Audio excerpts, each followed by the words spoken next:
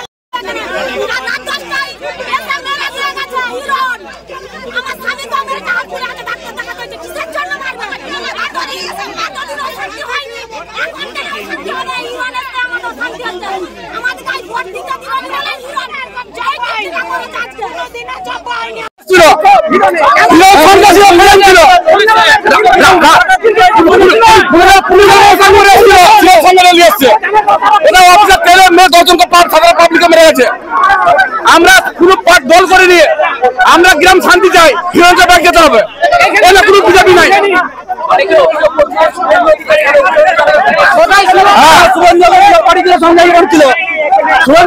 নেতৃত্ব হিরণ সঙ্গে ছিল, পার্টির সঙ্গে ছিল, পুলিশের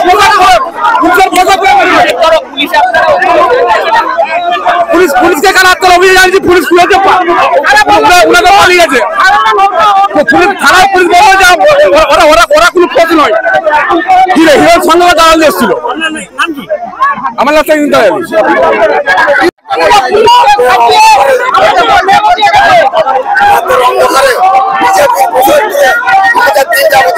ছেলেদিকে মারধর করেছে।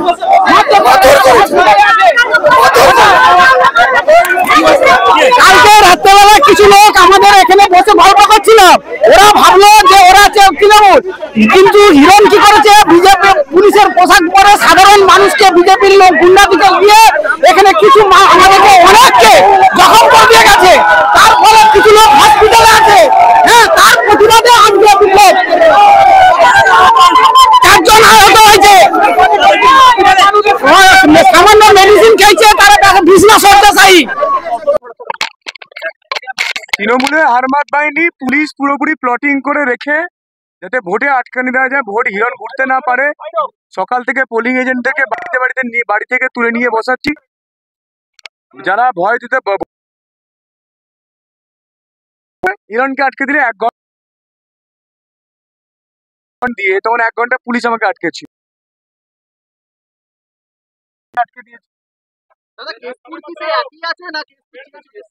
কেশপুর আরো খারাপ হয়েছে, আরো খারাপ, আরো ভয়ঙ্কর হয়ে গেছে কেশপুর। ঠিক 144 ধারা নির্বাচন কমিশন এর আন্ডারে সামনে দাঁড়িয়ে আছে।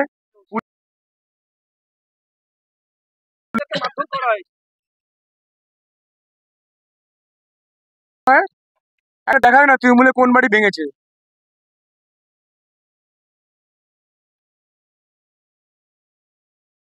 করেছে